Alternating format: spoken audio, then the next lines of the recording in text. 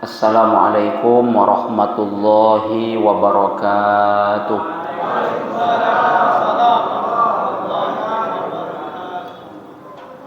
Alhamdulillahi rabbil alamin. Wassalatu wassalamu ala asyrafil anbiya'i wal mursalin wa ala alihi wa ashabihi ajma'in. Asyhadu an la ilaha illallah wahdahu la syarikalah wa ashhadu anna Muhammadan abduhu wa rasuluh la nabiyya ba'dah.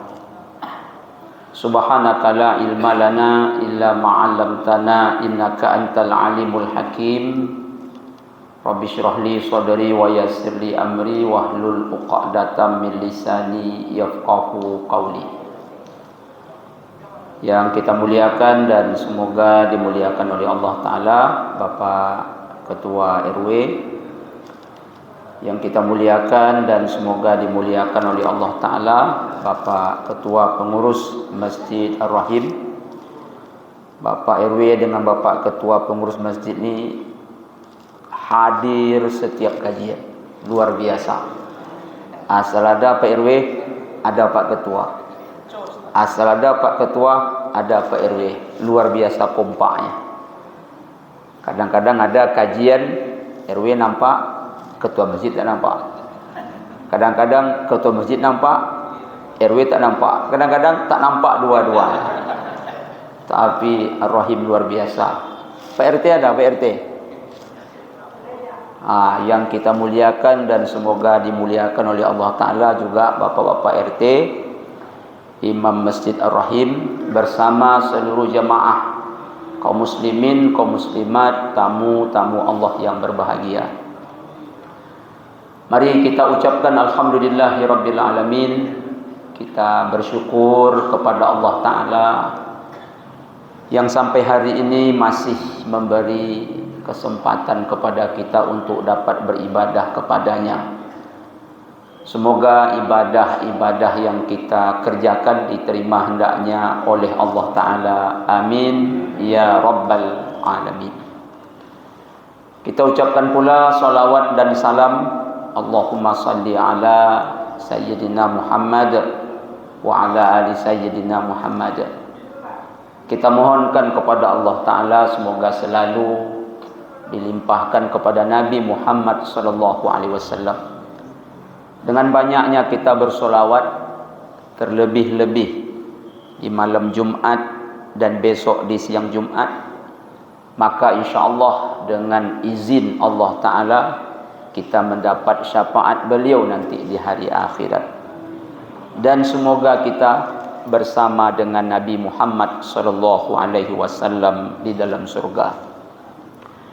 Kenapa malam Jumat, siang Jumat kita perbanyak solawat? Sebab pada hari itu Allah Ta'ala tampakkan solawat kita kepada baginda Rasulullah sallallahu alaihi wasallam. Dalam hadis Rasulullah sallallahu alaihi wasallam bersabda, "Aksiru minas salati alayya fi kulli yaumil jumu'ah. Inna salata ummati tu'radu alayya fi kulli yaumil jumu'ah." Kata Rasulullah sallallahu alaihi wasallam, perbanyaklah olehmu bersolawat kepadaku di hari Jumat. Sesungguhnya solawat kalian Allah tampakkan kepadaku di hari Jumat. Lalu apa nanti balasannya di akhirat? Aulan nas bi yaumal qiyamah aksaruhum alayya shalah. Manusia paling besar peluangnya, paling berhak mendapat syafaat dan dekat dengan Nabi Muhammad di surga siapa?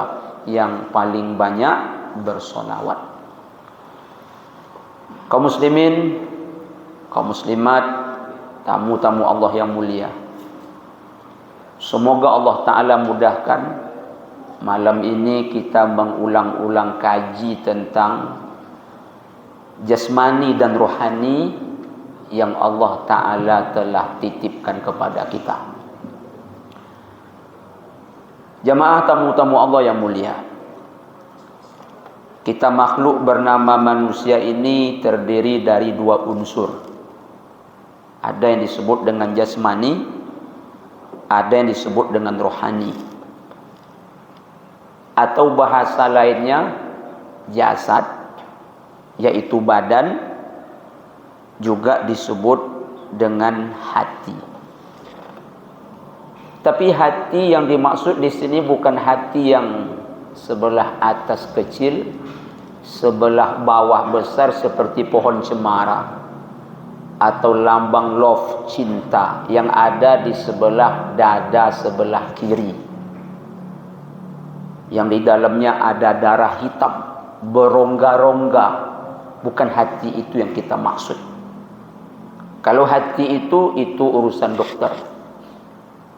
Hati yang dimaksud adalah lataif ilahiyah, yaitu kelembutan yang bisa mempersepsi, yang tahu mana yang baik, mana yang buruk. Itulah unsur yang ada pada seorang manusia. Saya ulangi, jasmani, rohani, atau bahasa lainnya ada jasad, ada hati.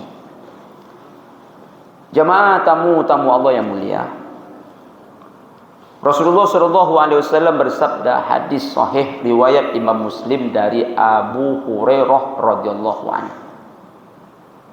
Apa kata baginda Rasulullah SAW? Innallaha la yanzuru ila suwarikum wala ila ajsamikum, walakinallaha yanzuru ila qulubikum wa a'malikum.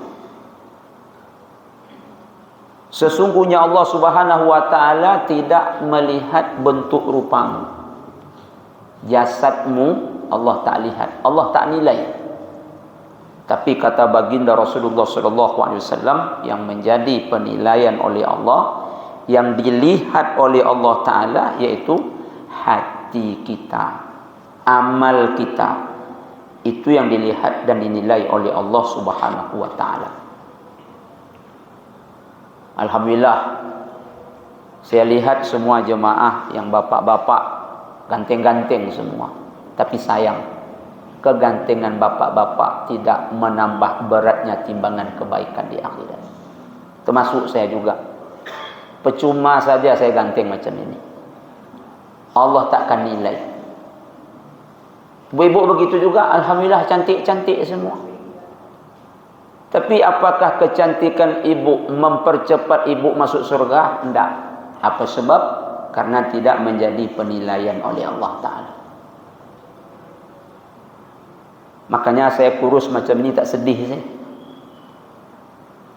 Kenapa Ustaz tak sedih badan kurus macam ini? Tak jadi penilaian. Maka Pak Ketua yang badannya lebih besar daripada saya tak perlu bangga pula. Karena tidak juga menjadi penilaian oleh Allah Ta'ala di akhirat sana.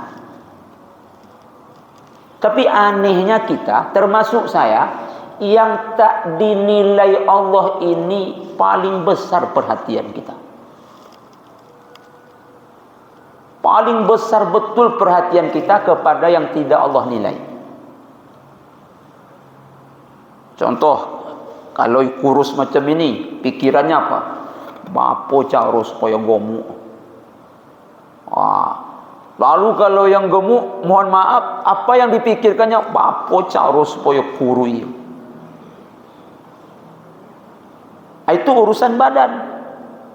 Termasuk juga urusan raut wajah, urusan bentuk rupa. Apalagi kalau urusan wajah ibu-ibu. Ini perhatiannya luar biasa. Ada krem malam, ada krem siang. Segala macam jenis bedak dicoba. Padahal itu nanti semua menjadi santapan cacing tanah. Tapi sekali lagi, perhatian kita terhadap bentuk rupa, perhatian kita terhadap badan ini sangat-sangat luar biasa. Padahal Allah tak nilai. Tapi sebaliknya, yang Allah nilai kita abai, yang Allah nilai kita lalai. Bahkan ada yang tak mau tahu dengan yang Allah nilai. Apa itu? Hati. Apa itu? Amal kita. Jemaah tamu-tamu Allah, Dalam Al-Quran Allah berfirman, surah Asy-Syu'ara ayat 88-89. Yauma la yanfa'u malu wala banun. Ada hari nanti harta dan anak tak ada manfaat. Sekaya apapun kita tak bisa tebus azab neraka dengan kekayaan tadi. Sebanyak apapun anak kita tak bisa menebus azab neraka dengan anak kita yang banyak tadi. Kenapa? Tak bermanfaat lagi harta dan anak ketika itu. Lalu yang akan mendatangkan manfaat kepada kita adalah illa man atallaha biqalbin salim.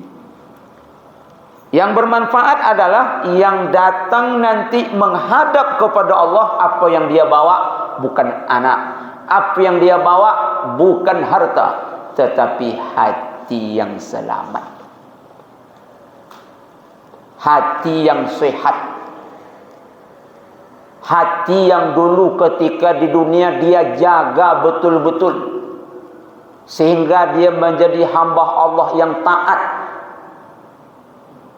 Itulah dia qalbun salim. Apa itu qalbun salim? Tak ada noda-noda syirik. Bahkan tidak ada kejahatan-kejahatan, kemaksiatan-kemaksiatan saat dia kembali kepada Allah Subhanahu wa taala. Kaum muslimin, kaum muslimat, tamu-tamu Allah. Kita nanti saat sakaratul maut dan ketika nanti akan kembali kepada Allah, maka kita akan dipanggil sesuai dengan kondisi hati kita. Kalau hati kita sedang baik-baiknya, hati kita sedang tenang-tenangnya karena sehat, tak ada penyakit, maka panggilan Allah seperti ini. Semua kita pasti dengar. Ya ayyatuhan nafsul mutmainnah irji'i ila rabbiki radiyatan mardiyah fadkhuli fi ibadi wadkhuli jannati. Wahai jiwa yang tenang, wahai jiwa yang bersih, wahai hati yang sehat. Begitu panggilan Allah. Irji'i ila rabbik, pulang kepada Tuhanmu. Radiyatan mardiyah, redha dan diredai. Engkau senang, Allah senang. Engkau ridha, Allah ridha. Fadkhuli fi ibadi, masuk ke dalam golongan hamba aku. Wadkhuli jannati, masuk ke dalam surga aku. Tapi kalau hati kita kotor, banyak dosa, banyak penyakit, maka apa bunyi panggilan Allah? Ya ayyatuhan nafsul khabisah. Wahai hati yang busuk, yang jorok, banyak dosa, banyak maksiat, irji'i, pulang. Pulang ke mana? Pulang ila ghadabi mir rabbik wa sukhtih. Pulang kepada kemarahan Tuhanmu dan kemurkaannya. Kalau Allah marah, kalau Allah murka, berarti Allah campakkan kita ke neraka. Maka kaum muslimin, kaum muslimat, perhatian kita kepada hati ini seharusnya lebih dibandingkan daripada perhatian kita kepada jasmani atau badan kita. Baik jamaah tamu-tamu Allah, kita nak ngecek malam ini kepada mana perhatian kita lebih kuat. Kita bicara jasmani dulu. Badan ini, badan ini kaum muslimin, kaum muslimat, kalau sehat maka semua terasa nikmat dan semangat. Bekerja kalau badan sehat kita semangat. sebagai petani, sebagai nelayan, sebagai pedagang, sebagai ASN, TNI, Polri. Pokoknya kalau badan ni sehat, kerja semangat. Bahkan nikmat dalam bekerja. Begitu juga jemaah kalau badan ni sehat. Mengapa kalau badan ni sehat? Olahraga pun kita nikmat. Ada yang suka main tenis meja, ada yang suka main futsal, ada yang suka main badminton, ada yang suka main bola kaki, main poli, dan lain-lain sebagainya. Nikmat. Dan kaum muslimin, kaum muslimat, kalau badan ni sehat, tidur pun nyenyak. Sampai-sampai ustaz sedang ceramah pun kita tidur. Begitulah kalau badan sehat. Tak menunggu bantal, tak menunggu berbaring di atas spring bed, dapat je sandaran sikit dah tu. Alhamdulillah. Dan kalau badan sehat, tidur nyenyak, makan enak. Cincang, ayam panggang, ikan panggang, rendang, telur, mata sapi, dadar. Kalau badan sehat, Masya Allah, semua serba nikmat. Tapi kalau badan ini sakit, kaum muslimin, kaum muslimat, maka yang terjadi sebaliknya, hilang kenikmatan tadi. Bekerja tak kuat lagi. Usahakan nikmat, kuat pun tak lagi kalau badan sudah sakit. Yang petani tak jadi petani lagi selama sakit. Yang sakit tak akan ke ladang lagi. Yang sakit tak akan berdagang lagi. Yang ASN tak masuk kantor lagi. Yang TNI, yang Polri tak masuk kantor lagi. Apa sebab? Badan sakit. Dan kalau badan ini sakit, kaum muslimin, kaum muslimat, olahraga pun tak sedap lagi.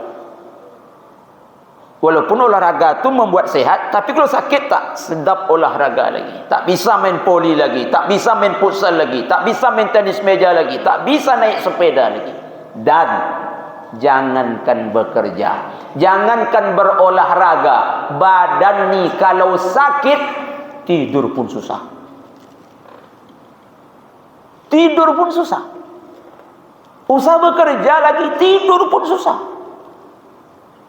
Ngereng ke kanan sudah, ngereng ke kiri sudah, menelungkup sudah, menelentang sudah, tapi mata juga susah nak dipejamkan.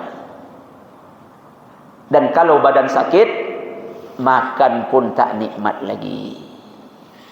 Maka siapapun kita, termasuk saya, kita jagalah biasanya badan ini supaya sehat. Jangankan sakit, sehat saja ada orang tak segan-segan mengeluarkan duit. Bagaimana supaya badannya tetap sehat? Begitulah perhatian kita kepada badan yang akan jadi bangkai, yang akan jadi cacing tanah. Apa bukti ada orang sehat tak segan-segan menghabiskan duit? Dia medical check up. Ada yang cek kesehatan sekali sebulan, ada yang cek kesehatan sekali 2 bulan, ada yang cek kesehatan sekali 3 bulan. Sekali cek berapa?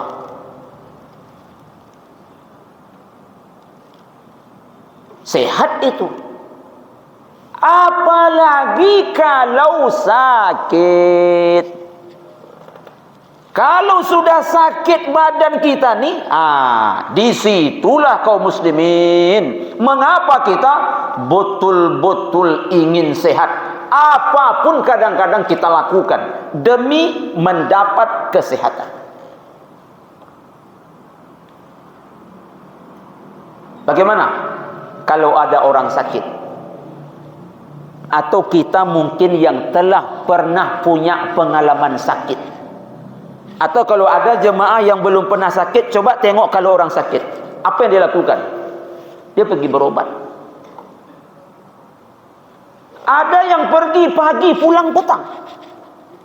Betul tak jemaah? Pergi pagi, pulang petang. Apa sebab? Antri. Dapat nomor, antri. Kemudian nanti mau ngantar kartu antri, menunggu dokter antri, ngambil obat antri, semua serba antri. Demi badan sehat tak masalah lah, walau pergi pagi pulang petang. Ada yang lebih hebat lagi, bukan pergi pagi pulang petang, pergi hari ini, kapan dia pulang? Mungkin 3 hari lagi. Kemana dia? Ke luar negeri, ke Malaysia, ke Singapura, ke China. Untuk apa? Untuk berobat. Kaum muslimin, kaum muslimat yang berbahagia, singkat cerita, kita berbicara jasmani dulu nih, sampai ke rumah sakit, lalu diperiksa oleh dokter. Jarang-jarang kita menentang kata dokter. Jarang-jarang. Apapun kata dokter kita ikuti. Apapun kata dokter kita turut, kita ikut, kita manut. Jarang kita membangkang. Kata dokter belah, belah. Kata dokter kerat, kerat. Kata dokter, kok dioperasi apa kok pak? Operasi lah pak dokter, operasi lah. Kata pak dokter, apa maaf, kono gula basah kok pak, diabetes, ndak ada jalan lain, dikorek, korek. Jarang kita melawan, jarang kita menentang. Ingat ini, nanti jemaah insyaAllah paham ujung kaji kita ini. Setelah dikerat, setelah dibelah, setelah ditusuk, berdarah-darah badan kita, berapa lama kita di rumah sakit? Seminggu, 10 hari. Sehat? Belum tentu. Belum tentu. Lalu begitu kita nak pulang, ditengoklah berapa mesti kita bayar. Entah salah tulis dokter itu, entah asli, entahlah. 30 juta. 30 juta. Segan kita menawar. Segan kita menawar. Tak ada duit cash, motor kita jual. Tak cukup motor, mobil kita jual. Tak cukup mobil, kebun kita jual. Kadang-kadang rumah kita jual. Awak pulang sakit, ndak sehat, nan piti habi. Pertanyaan, pernahkah kita ngobat hati kita sampai macam itu?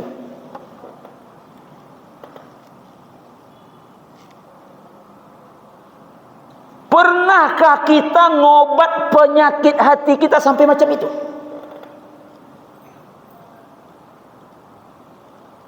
Sudah berapa kali Allah kita lawan, sementara dokter tak pernah kita lawan. Sudah berapa sering kita tak mengikut ramu-ramuan Allah untuk mengobat hati kita, sementara ramuan dukun kita ikut.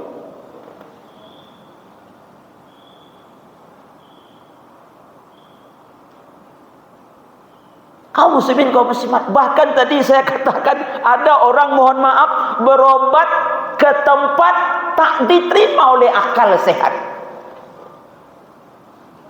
Kemana dia? Ke tempat orang pintar katanya. Menjadi korban akidah, korbanlah yang pontiong sehat. Begitulah kita dengan badan ini.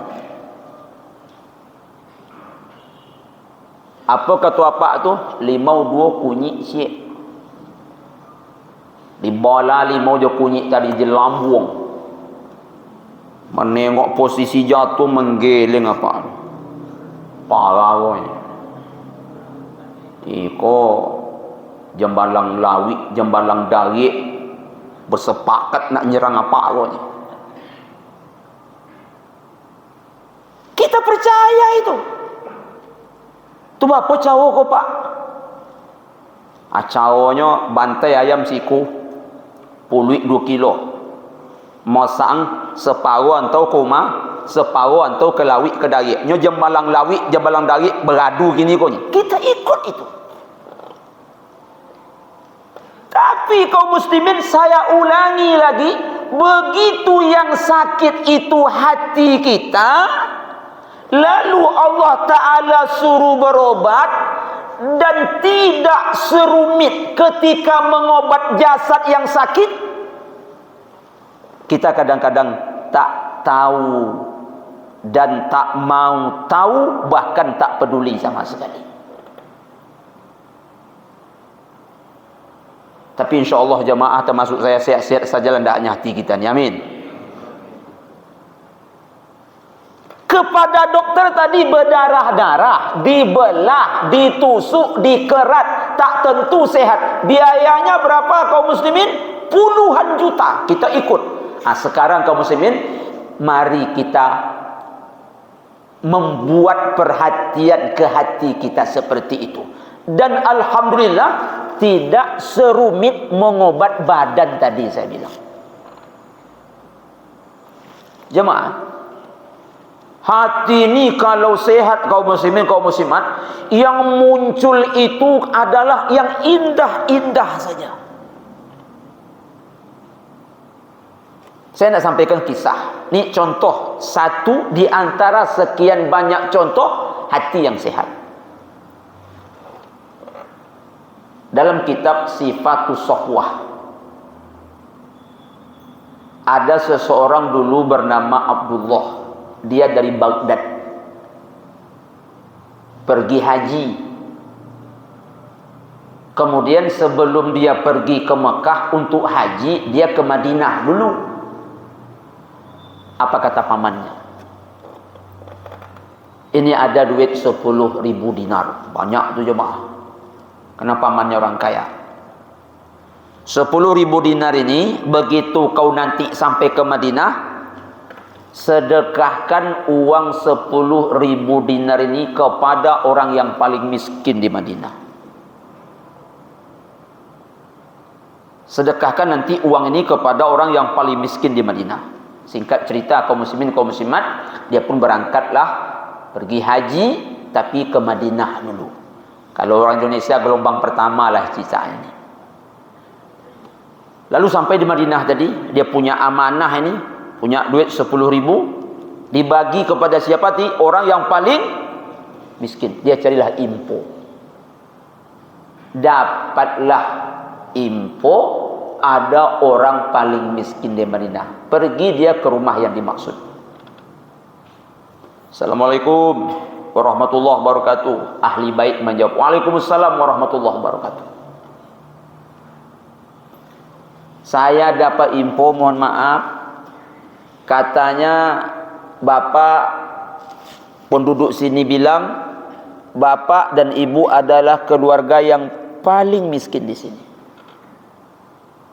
Jadi saya bawa uang 10.000 dinar, titipan dari paman saya untuk diberikan kepada orang paling miskin di Madinah.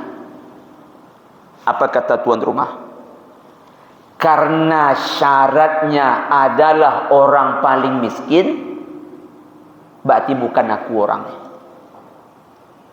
Aku tetanggaku yang di depan itu lebih miskin lagi daripada aku. Jadi bukan bapak yang paling miskin di sini, bukan. Jadi yang paling miskin yang tetangga depan. Pergi ke rumah dia. Kalau awak model tu je mah, langsung ngaku awak tu. Memang hamba yang paling miskin. Walaupun awak kaya, itulah rusaknya hati awak. Walaupun kita kaya kaum muslimin, kita dah ngaku miskin tu 10.000 dinar weh. Tapi orang tadi kena sehat hatinya. Apa katanya? Tu tetangga depan rumahku lebih miskin. Pergilah ke sana. Dibawa uang 10.000 dinar tadi ke tetangga depan. Sampai tetangga depan, Assalamualaikum, Waalaikumsalam. Saya dapat info, katanya bapak sekeluarga orang paling miskin di Madinah. Ini ada uang 10.000 dinar dari paman saya. Dia berpesan untuk disedekahkan kepada orang paling miskin di Madinah. Apa kata orang itu? Karena syaratnya orang paling miskin, maka bukan saya orangnya, tapi itu tetangga depan saya. Allahu Akbar. Jadi Abdullah ini bagaimana caranya nih? Kata orang ini yang paling miskin di sebelah sana, kata orang sana sebelah sana. Akhirnya kaum muslimin, kaum muslimat, dia bagi dua lah duit tadi. 5.000 dinar untuk yang sebelah, 5.000 dinar untuk yang sebelah lagi. Cerita singkat ini, apa yang dapat kita ambil? Ini contoh kaum muslimin, kaum muslimat adalah hati yang sehat. Berbeza bila mana hati itu berpenyakit. Maka dia kaum muslimin menyamar-nyamar jadi orang miskin. Ada sekarang banyak orang nyamar-nyamar jadi orang miskin kaum muslimin. Mungkin mengamalkan doa Nabi ya guys. Memang ada doa Nabi, Pak Ustaz minta miskin ada. Hadis riwayat Imam Ibnu Majah, apa bunyi doanya? Allahumma ahyini miskinan wa amitni miskinan wahsyurni fi zumratil masakin. Ya Allah, hidupkan aku miskin, matikan nanti aku miskin, kumpulkan aku di akhirat bersama orang-orang miskin. Tapi miskin yang dimaksud di situ adalah merasa miskin di hadapan Allah Subhanahu wa taala. Kembali kepada kaji kaum muslimin. Jadi kalau begitu Pak Ustaz, apa saja bentuk-bentuk penyakit hati ini? Ini kalau kita sebut mungkin banyak kita kena ni mah. Termasuk Ustaz penceramah. Dan kita sepakat mesti kalau dah tahu berobat. Dan ingat tadi obatnya tidak sesusah mengobat jasmani, saya bilang tadi. Kalau mengobat jasmani, pergi pagi pulang petang. Bahkan ada yang meninggalkan rumahnya, kemudian banyak habis duit, berdarah-darah, belum tentu pula sehat. Tapi mengobat rohani tak serumit itu. Lalu apa saja penyakit-penyakitnya? Banyak nih mah. Untung-untung tak semuanya ada sama kita. Tapi kita sebut satu-satu. Pertama, syirik. Kita bagi dua pula. Ada besar, ada kecil. Tapi tak perlu saya tanya. Nanti kalau saya tanya, tentu tak dijawab. Ada yang kita kena, atau mungkin ngaku dia tak. Itu nomor satu. Yang kedua, kekufuran. Kekufuran ini maknanya apa? Menentang Allah, menentang Rasul. Semoga nomor satu, nomor dua tak ada. Nomor tiga, penyakit hati itu kaum muslimin namanya kemunafikan. Nomor empat, dosa-dosa besar. Ini kita bahas satu persatu nanti ini. Nomor lima, dosa-dosa kecil. Nomor enam, lalai dari berzikir. Nomor tujuh, cinta kepada dunia. Nomor 8, kaum muslimin, kaum muslimat, merasa aman dari azab Allah. Nomor 9, kaum muslimin, kaum muslimat yang berbahagia, berputus asa terhadap rahmat Allah. Nomor 10, buruk akhlaknya. Nomor 11, buruk lisannya. Inilah penyakit-penyakit hati, induk-induknya, dan banyak pula nanti pecah-pecahannya. Moga 11 tadi kalaupun ada sama kita 2 atau 3 sajalah. Yang paling bahaya nomor 1 sampai seboleh ado-sodo. Kalau nomor 1 sampai nomor 11 ada semuanya, tak dapat tidak kaum muslimin berobat cepat. Kenapa kalau badan sakit kita berobat? Satu, supaya sehat. Yang kedua, kenapa kalau badan sakit kita berobat? Supaya tak mati. Maka kalau badan saja sakit kita ingin sehat, hati kalau sakit kita ingin lebih sehat lagi.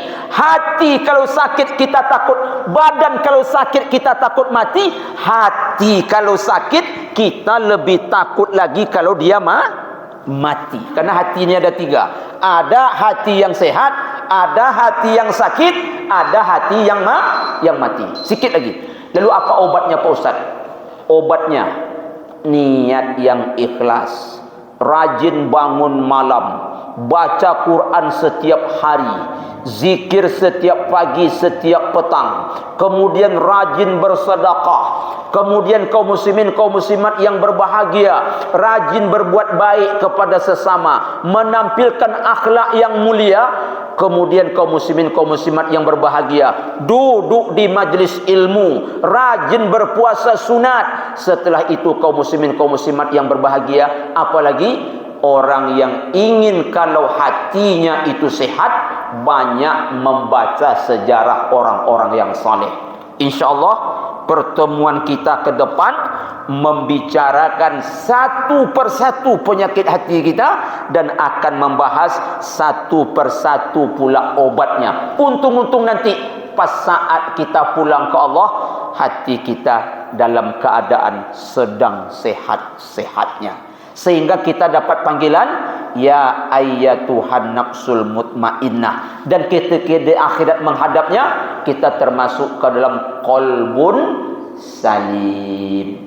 Kaum muslimin, kaum muslimat, ini nanti insyaallah malam ini sekedar muqaddimah, tapi itulah pembahasan kita nanti pada selanjutnya.